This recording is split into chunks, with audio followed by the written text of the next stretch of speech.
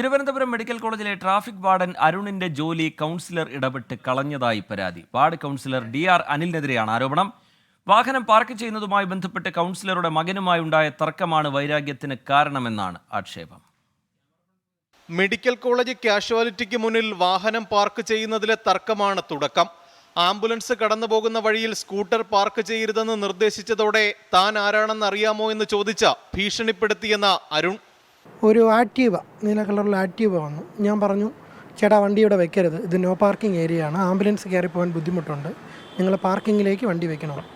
ഞാൻ ആരാടാന്ന് അറിയാമെന്ന് ചോദിച്ചുകൊണ്ട് റോട്ടിൽ നിന്ന് കുറേ ഷൗട്ടായി. കുറച്ച് കഴിഞ്ഞ് എന്നെ സെക്യൂരിറ്റി ഓഫീസിൽ വിളിച്ചു വരുത്തുകയും അത് DR അനിലിൻ്റെ മകനാണ് അരുണെ അത് നീയായിട്ട് ഉടക്കിയത്.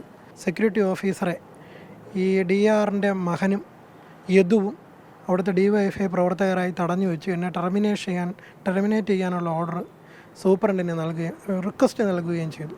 ലേബർ കമ്മീഷനിലും പോലീസിലും പരാതി നൽകിയതോടെ കൗൺസിലറും മകനും ഇടപെട്ട ജോലി നഷ്ടപ്പെടുത്തിയെന്ന് അരുൺ പറഞ്ഞു. വിഷയം മെഡിക്കൽ കോളേജ് സൂപ്രണ്ടിനെ അറിയിച്ചപ്പോൾ ലഭിച്ച മറുപടി ഇങ്ങനെ: നീ ഞങ്ങൾ പറഞ്ഞു വിട്ട ഡ്യൂട്ടിയാണ് ചെയ്തതെന്നറിയാം, പക്ഷേ DRൻ്റെ മകനായതുകൊണ്ട് DR പറഞ്ഞാൽ മാത്രമേ ഇനി ജോലിയിൽ തുടരാൻ സാധിക്കുകയുള്ളൂ. DRുമായി സംസാരിക്കട്ടെ, ഇനി ഞങ്ങൾ ഡ്യൂട്ടിക്ക് നിന്നെ എടുത്താലും നിന്നെ അവർ കയ്യേറ്റം ചെയ്യുമോയെന്ന് ഞങ്ങൾക്ക് ഭയമുണ്ട് എന്നാണ് പറഞ്ഞത്. അതേസമയം അരുണിനെ പിരിച്ചുവിട്ടില്ലെന്നും രാഷ്ട്രീയ ഇടപെടൽ നടത്തിയിട്ടില്ലെന്നുമാണ് DR അനിലിന്റെ വിശദീകരണം. MG പ്രതീഷ്, 24, തിരുവനന്തപുരം.